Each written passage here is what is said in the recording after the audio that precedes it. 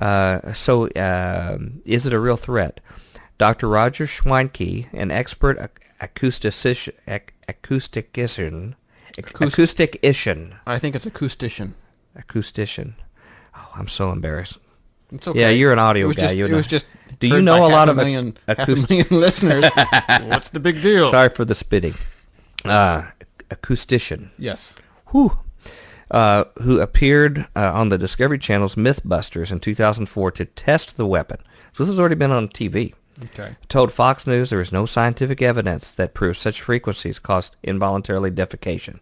I've heard it do this before, and this is not the first reference I've seen in this Fox News story. Mm-hmm. When we conducted the low-frequency experiment it's called the Brown Note episodes of Mythbusters, we testified a variety of low frequencies, and no involuntary gastrointestinal motility was caused. Mm-hmm. But Schweinke acknowledged the low-frequency exposure did cause an adverse effect. Several people, including himself, reported abdominal discomfort, which was easily alleviated by moving a moderate distance away from the source. Adding to the rumor is a refusal by Denver's mayor, John Hickenlooper, to release details of what was purchased with the $18 million of a $50 million federal grant the city received to pay for convention security, despite a lawsuit filed by the ACLU. Cohen's group is calling on the administration to disclose what measures will be taken.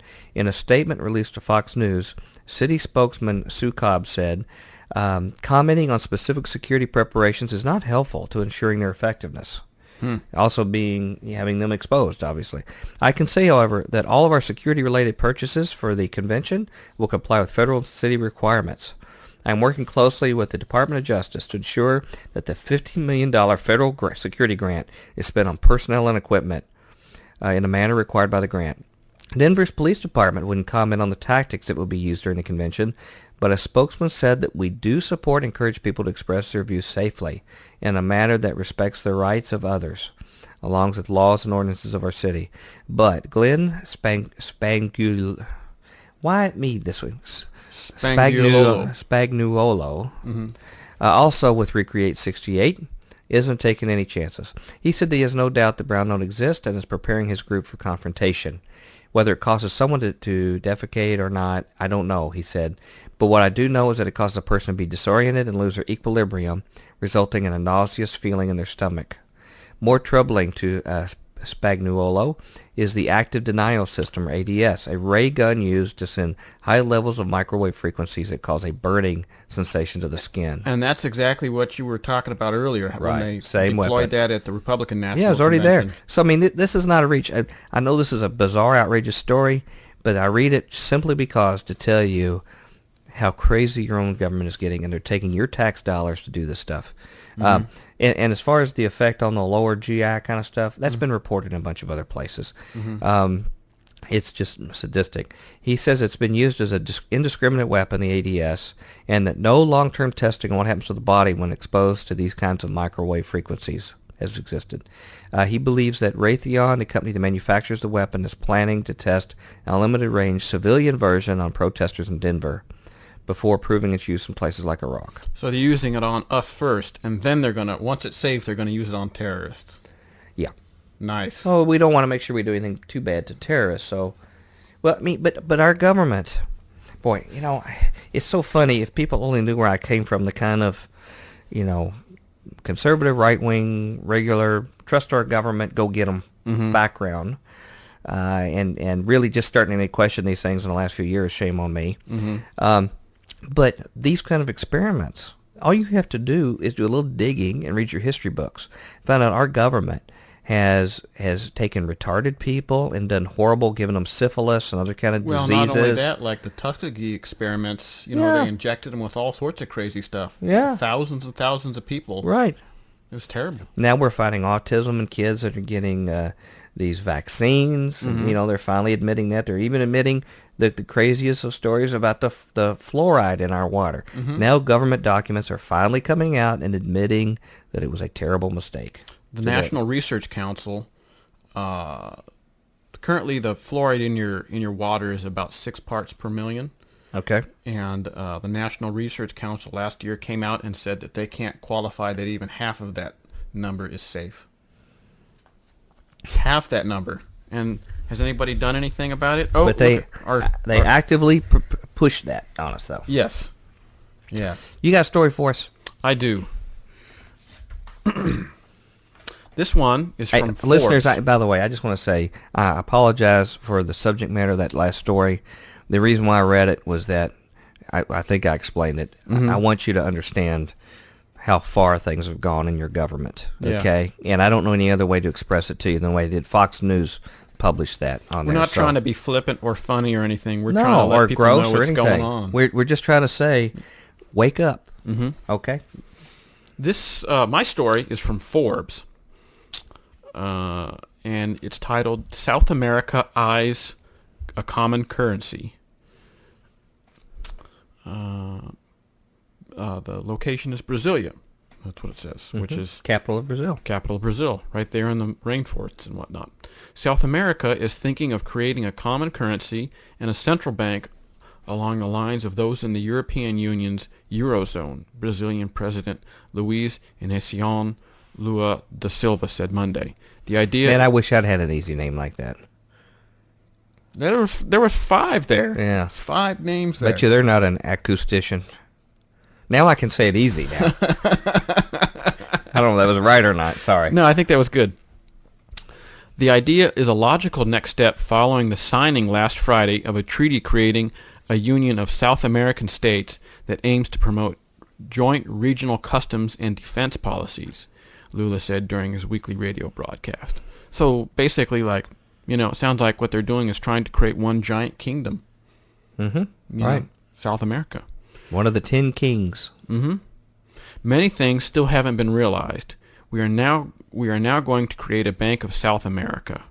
We are going to move forward so in the future we'll have a single central bank, a common currency, he said. But, he added, this is a process. It won't be something that happens quickly. I skeptically raised my eyebrows. Argentina, Bolivia... That was not in the story, was that? It was No, parenthetical? that was Okay. parenthetical for all of our listeners. Okay. Editor's note. Editor's note. Argentina, Bolivia, Brazil, Chile, Colombia, Ecuador, Guyana, Paraguay, Peru, Suriname, Uruguay, and Venezuela are all signing up to the UNASUR treaty. I guess you would say that UNASUR treaty, maybe? Sounds good to me. Yeah, UNASUR treaty, creating the regional union during a ceremony in Brazil last Friday, which is this was done in March, in May, so that was about the middle of May. The entity's goal is to bring together 2 trade blocs with South America, Mercosur, and the Andean community, and to integrate the region. Brazil is also pushing for a regional defense council that could be used as a forum to settle inter-regional disputes as well as formulate joint policies. Lula said the creation of UNASUR was the realization of a dream and evidence of remarkable economic and political progress South American nations have made in recent decades. It does kind of seem like a realization of a dream. Like you have somebody like made of, with like the clay feet, Yeah.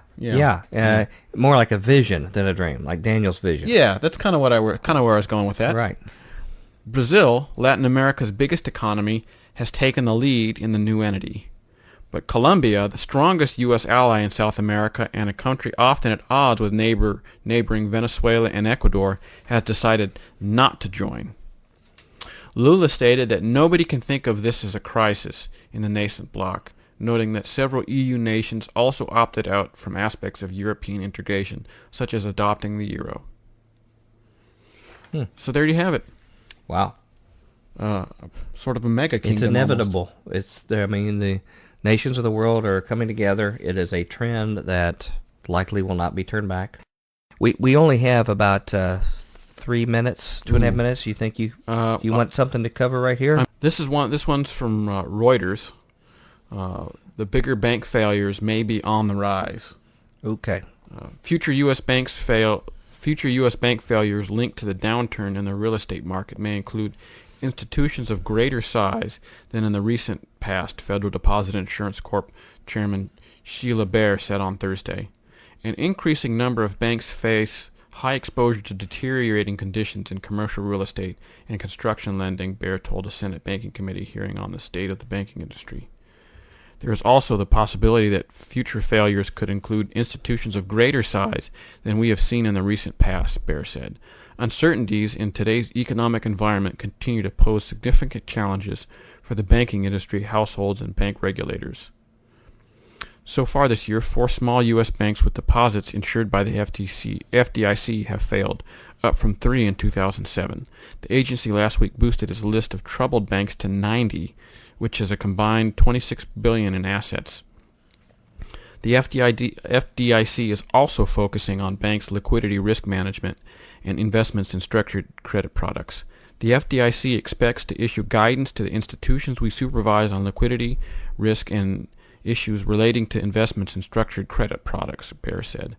Market stress over the past year made shortcomings evident in some institutions' risk management of these areas, and our guidance will address specific areas where risk management efforts should be provided. Okay, so we'll have to leave it at that. Bottom line is, the banks, we ain't seen nothing yet as far as breaking in the banks. There's going to be a whole bunch of more bank failures, according to the FDIC chair. We need to let Merv tell you how you can get a hold of us. So Merv, tell them how they can catch more of our shows at the website and send us some emails with their comments. Future Quake radio broadcasts are archived at www.futurequake.com, suitable for downloading or streaming, as well as other show information. Email Dr. Future and Tom Bionic at drfuture@futurequake.com.